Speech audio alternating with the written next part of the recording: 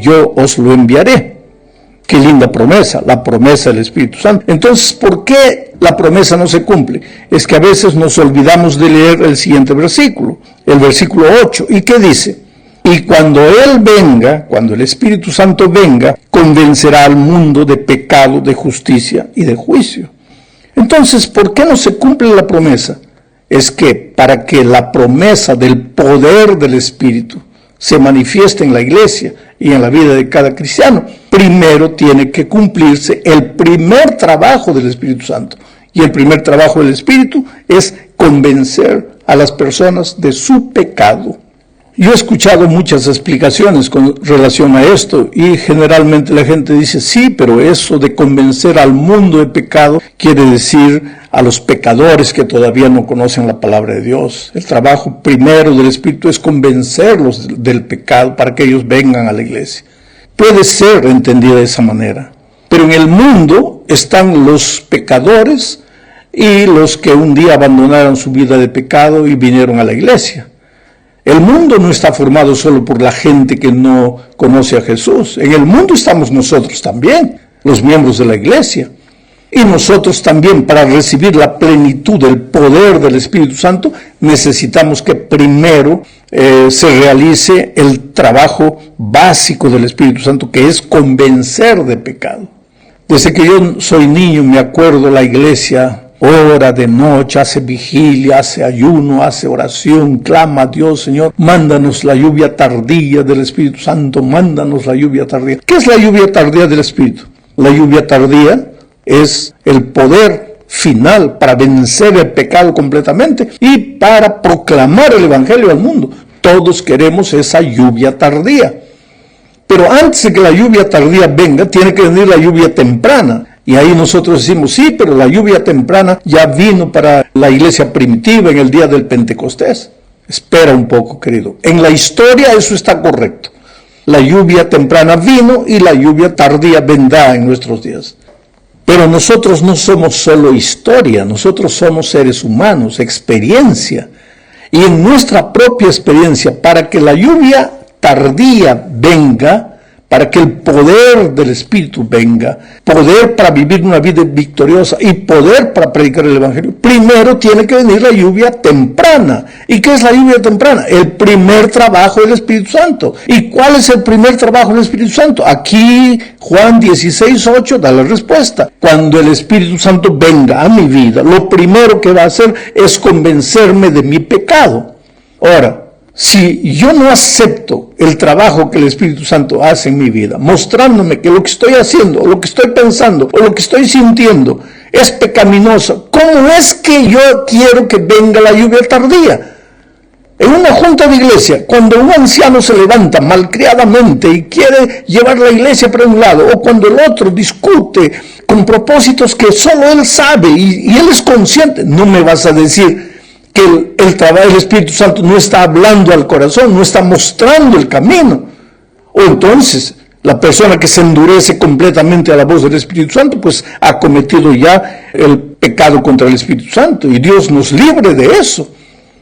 Pero cuando estamos ahí, a veces en nombre de Dios, queriendo defender las cosas de Dios, pero todo con rabia, todo iracundos, faltando el respeto, agrediendo, ¿qué Espíritu Santo es ese?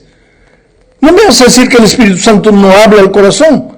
Lo sientes, pero no le haces caso. Ahí en la noche de ese sábado estás clamando a Dios en vigilia y ayuno y oración que te dé la lluvia tardía del Espíritu Santo. Ahora, si en la mañana te dio la lluvia temprana y no quisiste, si en la tarde, en la hora de la junta de la iglesia, te dio la lluvia temprana y lo rechazaste, ¿cómo quieres la lluvia tardía? Entonces, ¿por qué la iglesia carece de poder? Del poder del Espíritu.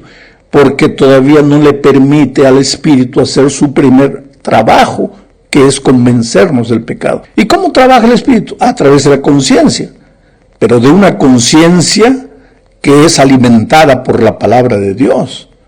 Porque tu conciencia también puede decirte una cosa, pero estás alimentado de las influencias de la cultura de nuestros días, y ahí no hay Espíritu Santo que está hablando a través de tu conciencia. Pero cuando tú eres un hombre de Dios, tú buscas la palabra de Dios, Entonces tu conciencia es sensible y a través de la conciencia Dios te habla y te dice, hijo, no es aquí, no es por este lado, es por este otro camino. Por eso la promesa es, entonces oirás atrás de ti palabra que te dirá, este es el camino, andad por él. Es el trabajo del Espíritu Santo. Hablemos ahora de la iglesia primitiva, una iglesia llena de poder. La iglesia primitiva era una iglesia poderosa, porque era una iglesia espiritual. ¿Qué significa ser iglesia espiritual? Una iglesia que se deja guiar por el Espíritu Santo. La iglesia, querido, nació en el Espíritu y por el Espíritu. Hechos 2, 38. 41 y 42 dice, Pedro les dijo, arrepentidos y bautícese cada uno de vosotros en el nombre de Jesucristo para perdón de los pecados y recibiréis el don del Espíritu Santo.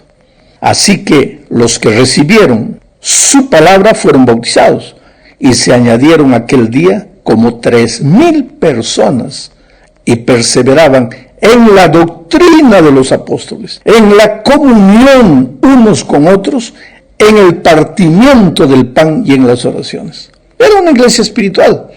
¿Por qué? Porque perseveraban en la doctrina, en el camino, en el sendero, en las enseñanzas. Todo eso es doctrina, camino, sendero, enseñanzas del maestro. Ellos perseveraban en eso, en el camino que el Espíritu les mostraba. Ellos aceptaban lo que el Espíritu les decía. ¿Tú crees que en ese tiempo no habían los problemas que hay hoy? Que gente discute, que gente esconde pecados por ahí. ¿Te acuerdas de Ananías y Zafira? Estaban escondiendo, estaban siendo deshonestos. ¿Tú crees que el Espíritu no trabajaba? Pero ellos se endurecieron contra el Espíritu. Quiere decir, el Espíritu nunca dejó huérfano a la iglesia. Y el mérito de la iglesia primitiva era que nunca dejó de oír la voz del Espíritu, fue obediente. No clamaban solamente por la lluvia tardía. Ellos permitían que la lluvia temprana hiciera su primer trabajo en el corazón, mostrándoles sus errores y ayudándolos a corregir esos errores. Muy bien, vamos a la tercera parte. Aquí hablaremos sobre el Espíritu Santo y la testificación. Cuando tú te dejas guiar por el Espíritu en tus caminos, en tu manera de ser, de vivir, de conducirte, de hablar, de proceder, cuando eres un hombre manso y humilde porque el Espíritu reproduce en ti el carácter de Jesucristo, entonces el Espíritu te va a guiar también en la obra de la testificación. ¿Te acuerdas de lo que pasó con Esteban? Estaba siendo apedreado, pero estaba lleno del Espíritu. Y en medio del dolor, en medio de las heridas, en medio de la flagelación humana, él veía el cielo abierto. Y su testimonio fue poderosísimo. Tú sabes que un joven llamado Saulo de Tarso estaba ahí cuando estaban apedreando a Esteban. En ese momento no hizo nada, pero el testimonio de ese mártir fue trascendental también para que más tarde él entendiera que estaba persiguiendo a Jesucristo. O sea, cuando el Espíritu te lleva a vivir una vida de humildad, una vida de coherencia, cuando tus compañeros en la fábrica donde trabajas, en la empresa donde trabajas, en la universidad donde estudias, o en la casa, cuando tus familiares ven que eres un hombre, una mujer lleno del Espíritu Santo, entonces ellos van a ser tocados también, van a querer ser como tú, te van a hacer preguntas y tú vas a tener la oportunidad de hablarles del amor maravilloso de Jesús. Ahora, ¿te acuerdas de Felipe? Felipe era un hombre espiritual. Espiritual porque se dejaba guiar por el Espíritu Santo. Y un día el Espíritu le dijo, ve, por aquel camino en el desierto viene un hombre leyendo la palabra y no entiende. Y ahí el Espíritu lo transportó a Felipe y encontró al hombre. Y tú conoces el resto de la historia. Cuando tú eres un hombre espiritual, el Espíritu te lleva, el Espíritu te conduce para encontrar personas que están con hambre y sed de la palabra de Dios. Hay mucha gente que me pregunta a veces, pastor, ¿de dónde saca usted tantas historias? Con las pocas personas que converso a veces es extraordinario. Cada una tiene una historia interesante. Cuando tengo la oportunidad de estar a solas con una persona o con 2, 3 personas y puedo conversar, una de las cosas que me gusta preguntarles es cómo se convirtieron y cada uno tiene una historia extraordinaria. ¿Por qué? El Espíritu lleva a las personas al conocimiento de su palabra. Y el Espíritu de alguna manera me ayuda a mí a encontrar esos testimonios, porque sabe que en la hora de la predicación esas historias son elocuentes para mostrar el poder transformador de Jesucristo. Hablemos ahora del Espíritu, la palabra y la testificación. Esta es la cuarta parte de nuestro estudio. Sabes, querido, el Espíritu no puede nunca estar contra la palabra. Al final de cuentas, ¿quién inspiró a los escritores bíblicos para que escribieran las Sagradas Escrituras? Fue el Espíritu. Ahora, si el Espíritu inspiró al escritor bíblico, ¿cómo es que el Espíritu va a estar contra la palabra que él inspiró? No puede. Tiene que haber coherencia entre lo que la palabra de Dios dice y lo que el Espíritu de Dios dice. Por eso la gente a veces corre peligro, porque muchos dejan la palabra de lado, no abren la palabra de Dios, pero se quedan esperando que venga la voz del Espíritu Santo. Y yo creo que Dios puede hablar a través de su Espíritu hoy, claro que habla, pero cuando no te dejó otra instrucción en la palabra escrita. Pero si ya te dejó la instrucción en la palabra escrita, ¿qué cosa quieres que te hable el Espíritu?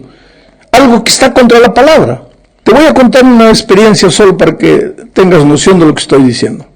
Una muchacha tenía dos candidatos, dos muchachos que querían enamorar, noviar con ella, tal vez casarse. Uno de ellos era un cristiano, fiel, trabajador en la iglesia, manso, humilde, pero pues feíto, no tenía mucha presencia física. El otro candidato era un ateo, malandro de esos muchachos de afuera. Fumaba, bebía, pasaba noches enteras en fiestas. Y los dos estaban atrás de la chica cristiana. Naturalmente, el muchacho que no conocía a Jesús, que no quería saber nada con Jesús, era bonito. Entonces ella se encontraba entre la encrucijada. Acepta al manso, humilde cristiano, pero infelizmente feíto, o acepta al bonitón, pero que no quiere saber nada con Jesús, nada con la fe, nada con la iglesia. ¿Qué piensas tú que ella decidió? Bueno, ella le pidió una señal a Dios. Ahí viene el asunto del trabajo del Espíritu Santo. Hay gente que vive pidiéndole señal a Dios. Ella le pidió una señal a Dios. Le dijo, mira, Señor, yo no sé con cuál de ellos enamorar. Los dos dicen que me aman y yo estoy indecisa. Entonces tú revélame, Señor. Mañana yo voy a salir a la universidad y el primero de ellos que venga con una camiseta de color verde, yo sabré que tú lo estás enviando para que ese sea el muchacho que yo acepte y me case. Ahora yo te hago una pregunta. Adivina quién apareció con la camisa verde al día siguiente. El muchacho que no quería saber nada de Dios. Pero ella dijo, Dios me respondió. Bueno, la historia es larga, se casó y después se divorció. ¿Por qué? Porque vivió una vida infernal. Porque hasta la luna de miel todo era maravilloso. Una vez que se acabó, ella vivió una vida triste, miserable. Y entonces se arrodillaba y le decía, pero Señor, ¿por qué me fallaste? Oiga, ¿cómo es que Dios te falló? ¿Acaso la palabra de Dios no está escrita y dice, no os juntéis en yugo con los infieles? Ahora, si está escrito y dice, no os juntéis en yugo con los infieles, ¿qué señal le estás pidiendo a Dios? Si Dios ya te reveló en su palabra. Por eso es que yo a veces me preocupo cuando hay hasta gente dentro de la iglesia, gente espiritual que se levanta y dice, mira que esta noche Dios me reveló. Ahora, sería mucho mejor si tú dijeras, esta madrugada yo me levanté, estudié la palabra de Dios con oración y Dios me mostró aquí en su palabra el mensaje que voy a exponer para ustedes. Y entonces agarras el texto bíblico y expones para la iglesia el texto bíblico. Pero no, está entrando esa onda de misticismo, que Dios me reveló, que Dios me dijo, que Dios me inspiró. Cuando no está escrito en su palabra, yo creo. Pero si está escrito en su palabra, ¿qué te va a revelar? ¿Qué Dios te va a revelar para decir, bueno, el sábado es santo, Dios me ha dicho que tenemos que ser más fieles en el sábado? ¿Acaso eso no está escrito en la palabra? ¿No está escrito en el Espíritu de profecía? ¿Qué más revelación estás queriendo? Bueno, el sermón de Pedro el día de Pentecostés se basó principalmente en el Antiguo Testamento. ¿Por qué? Porque Pedro podría haber dicho, el Espíritu me inspiró, pero no, él agarró la Escritura y abrió. La Escritura para él era el Antiguo Testamento. Y mostró con el Antiguo Testamento que Cristo era el Mesías. El discurso final de Esteban, antes de ser apedreado, fue la historia de Israel en el Antiguo Testamento, la palabra de Dios. Pedro mencionó a Cornelio, antes de manifestarse, a Cornelio, que Dios ha enviado su palabra a los hijos de Israel, su palabra, la palabra escrita. Después él habló con Cornelio y le presentó el mensaje.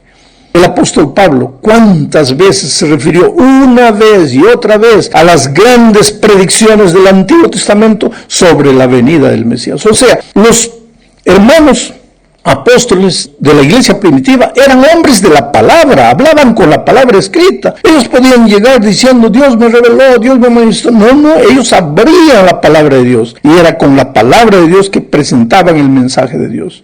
El Espíritu siempre estuvo presente cuando los instrumentos humanos presentaron la palabra de Dios a las personas, porque en la palabra de Dios hay poder. Leamos esta cita inspirada. Mira, Educación, página 126. En la palabra de Dios está la energía creadora que llamó los mundos a la existencia. Esta palabra imparte